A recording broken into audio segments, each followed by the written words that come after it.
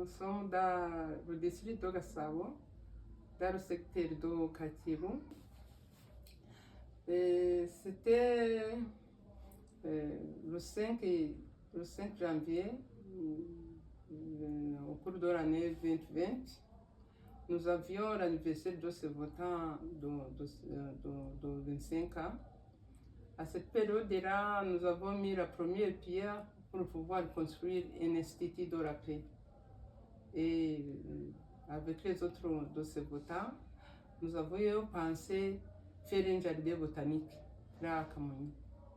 Et juste en mars, au cours de l'année 2022, j'ai été juste de l'humanité dans le jardin d'Omira. Pour lancer le modèle de protection, mais aussi le modèle de la paix, parce que la paix, il faut avoir ta paix interne et la paix vers les autres, la paix aussi vers Dieu. Dans le contexte rwandais, son mot juste signifie une personne qui fait le bien, qui fait de bonnes actions envers les autres. Mais comme dans le Rwanda, nous avons connu le génocide perpétré contre les Tutsis en 1994, injuste, c'est une personne qui a aidé les Tutsis à pouvoir survivre. Et les Tutsis enfants ou les personnes âgées à pouvoir ne pas être tués, à pouvoir éviter la destruction de la classe sociale Tutsi. Et cette personne a pris la personne Tutsi comme son frère ou sa sœur et a pu la protéger. Mais comme les années passent, le juste ne sera pas défini comme une personne qui a aidé les Tutsis à survivre. Mais comme les années passent, on va entrer dans le système de ce que la personne qui aide d'autres personnes à pouvoir être épanouie, à pouvoir être sauvée de la mort, sera considérée comme juste. Et pour moi, ou pour notre ambition à ce votant, nous adoptons le système de juste comme les personnes qui ont sauvé la vie des Tutsis et même les personnes qui continuent à sauver les personnes sans considération aucune, sans distinction aucune.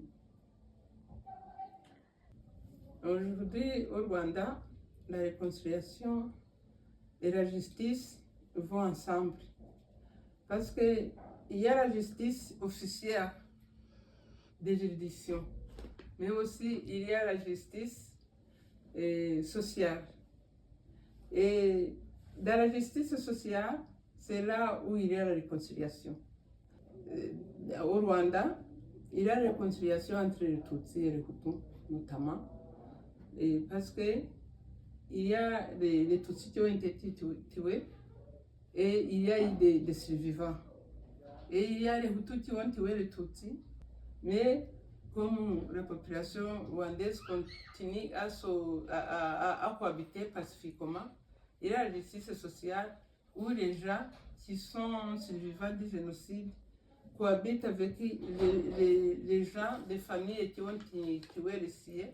Et donc, il doit y avoir cette réconciliation entre les personnes qui ont tué, qui sont les Hutus, et les personnes qui ont été tuées, et où il y a eu des survivants. Et donc, c'était une réconciliation périmée. Ma source d'inspiration, c'est l'amour universel. Donc, pour moi, chaque personne, je la considère comme une personne de l'humanité. Celui qui a besoin d'aide, je l'aide comme si elle s'est partie naître.